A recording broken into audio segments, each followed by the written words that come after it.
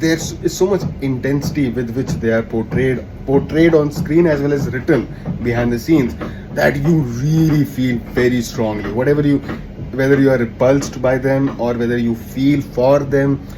Whatever your feelings are, they are very intense, they're very strong, and that is the best aspect of Warrior. That's the second best aspect of Warrior. Eventually, it's a fight movie, and you want the action to be good, and it's starring Tom Hardy and Joel Edgerton. Warrior for me is it's easily one of the top three greatest fight movies, or even overall sports movies of all time. Probably even the greatest. You're not the greatest. I don't know. That's a completely different discussion, but probably the greatest fight movie and top three or top five sports movies in general of all time. That's how good the film is, and I don't even understand what they're doing with Creed sequels, because there have been like three Creed movies that have come out after Warrior came out in 2011, and if you compare either of those films, they're like so mid, so mediocre. Why would you make a Creed when you have something like Warrior that the audience can compare it to? The Warrior of 2011 has set the benchmark so high that Creed is boring. It gets boring. It's predictable right from the first minute itself. I don't know why they keep on making sequels over sequels. They try. I'm not saying they are not trying, but I mean, come on. Look at what Gavin Conner and whosoever was the writer for Warrior has done with that film, with the same kind of setup what they have done in Warrior. And nothing has come even close to what they achieved in Warrior. Again, I'm talking about 2011 film. The movie is a perfect mix of richly written characters. Like, you are emotionally invested in every single one of those characters. The Tom Hardy's character, the Joel Edgerton's character, both the brothers, the Nick Holton, his first name is Nick. I'm sorry, Nick Knowlton, I think. Sorry, I'm forgetting the last name.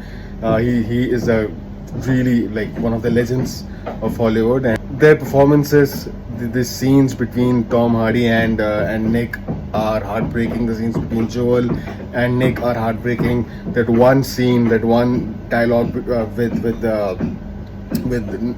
between these two brothers, Tom Hardy and Joel, when they are out and they are kind of it's a verbal duel.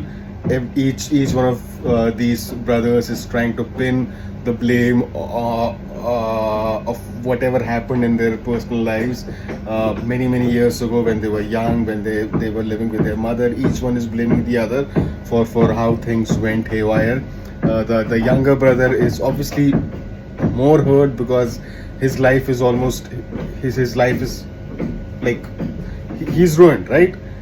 First with his mother, then he went to army, then he saw what he saw in the army, and now he's participating in this fight. And even then, with all the prize money that he might win, he will give this away to someone else, right?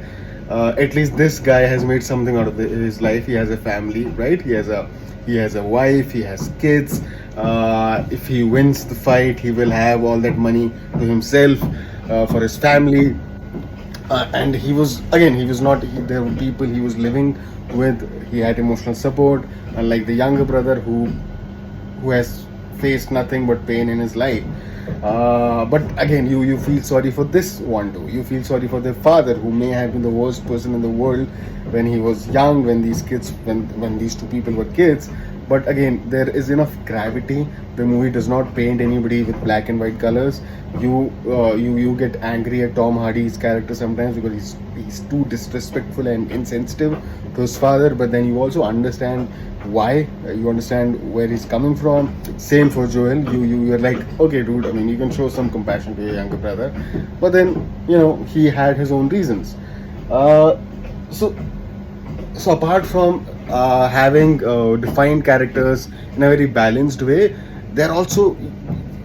there's so much intensity with which they are portrayed on screen as well as written behind the scenes, that you really feel very strongly. whether you are repulsed by them or whether you feel for them, whatever your feelings are, they are very intense, they're very strong, and that is the best aspect of Warrior. That's the second best aspect of Warrior. Eventually, it's a fight movie, and you want the action to be good, and it's out of the world. The fight scenes are out of the world. Each one of those fight scenes, there is unpredictability. You don't know how a particular fight is going to go.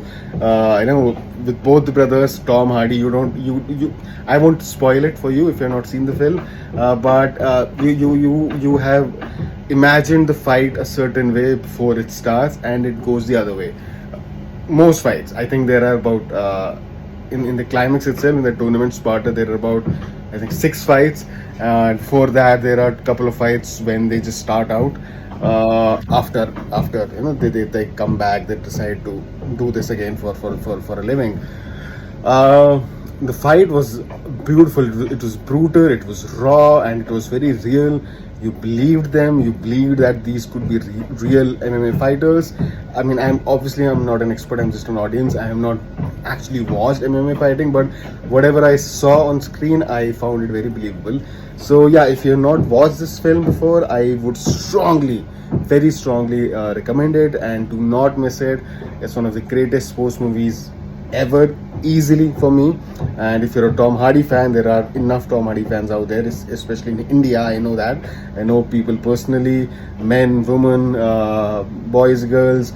This is an unmissable film for a Tom Hardy fan. This is an unmissable film for a Joel Edgerton fan. If you have been an admirer of Nick Nolte, if that's what his name is, then this is a film, because he is beautiful. He's heartbreaking. He's someone who's playing a character who was really cruel, who was an asshole in his younger days. He was brutal to his wife, to his children, but then in his, like, how we see him in the movie, he's old now, and he is just trying his best to make up, to be nice to his kids, nice to his sons, but they have so much hate for him for all the reasons that are justified, that they just don't care. They know he's a changed man. They trust him that he is a changed man, but they don't care. They're like, you should have been like this 20 years ago. What's the point of being a good man now? Being a changed man now. We don't care. So you would want to watch this film for him, for Tom Hardy, for Joel Edgerton, for other characters in the film. I also loved the character that the coach of Joel Edgerton. We have seen him in a number of films. I really liked him. He was really cool, very calm. His wife was great. Everybody else was great. This is as perfect a fight film as it could get for me. So yeah, please go ahead and watch it, and let me know what you think about it. If you have already watched it, or if you're going to watch it anytime soon, just please let me know what are your thoughts. Thank you.